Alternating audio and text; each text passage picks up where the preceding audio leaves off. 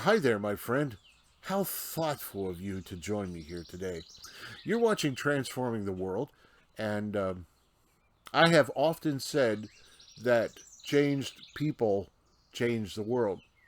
So if you and I want to transform the world around us, we first must be transformed Christians, which is kind of what we're doing here. At the beginning of the year, in case you're not aware of this, but at the beginning of the year, I began teaching a uh, a devotional, teaching through a devotional that examines 52 different characteristics that should be found in the life of the Christian. It's called the Disciples Journal. And in this particular week, we are examining the Christian characteristic of thoughtfulness.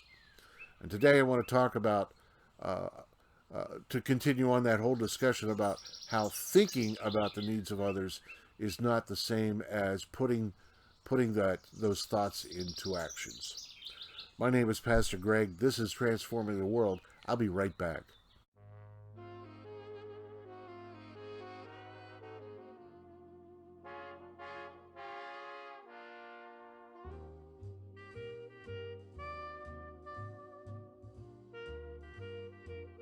All right, question number 11 in this Disciples Journal asks this: is my thoughtfulness ever inhibited by my laziness? Wow, that's pretty harsh to think that by not putting my sympathy and my compassion into action, I'm demonstrating laziness. Wow. I mean, that's a truth. It's like the Lord just came off the rope of the wrestling mat and put a smackdown on you, right? You're lazy. Wow. My guess is that most Christians actually do genuinely care about others, but the struggle for some is to put those feelings into action. I do know that before the Spirit filled the early believers, there was very little thoughtfulness demonstrated by the new church. Very little. Very little thoughtfulness. But after the Spirit descended on them, these apostles and not just the apostles, but these followers of Christ, after the Spirit descended upon them, I mean, they were shaking the world because of their thoughtfulness. They went out of their way to care for the needs of others.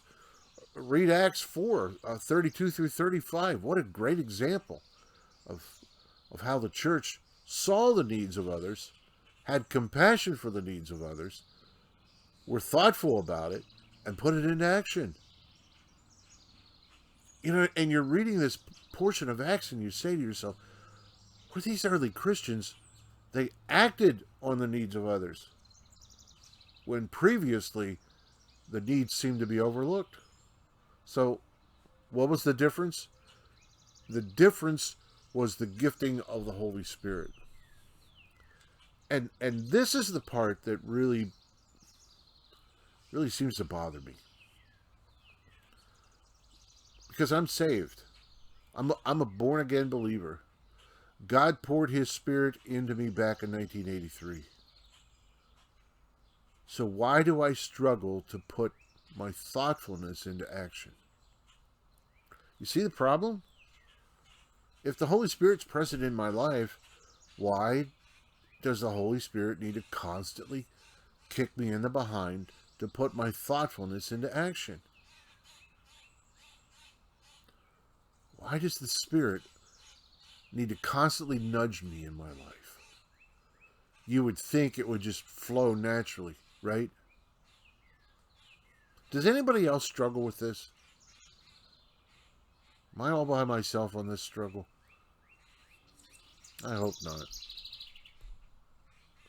You know, as I think about this, I really don't have an answer. I don't have an answer for this as to why I struggle. I don't know. But I do know this. I am thankful that the Holy Spirit doesn't give up on me. I'm thankful that the Holy Spirit is present in my life to convict me when I do fall short. I'm thankful for that. Even though I struggle, to put my thoughtfulness into action, at least I have the Spirit there, right, to kick me in the behind.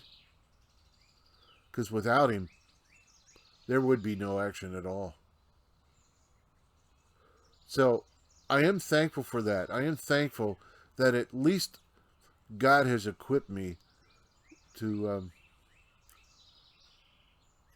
He's equipped me to be nudged in those moments when I need to step up and put my faith, put my thoughtfulness into action.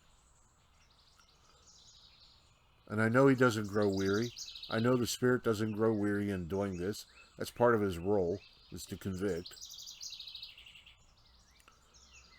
I can't imagine what sort of individual I would be if I didn't have the presence of the Holy Spirit in my life. I'd probably be a warped, frustrated old man who didn't bat an eye to take the money from George Bailey and tuck it back inside the newspaper, if you get my point. So I guess what I'm trying to say in those moments when it seems like the Holy Spirit is constantly convicting us, we should be thankful that He is there doing that.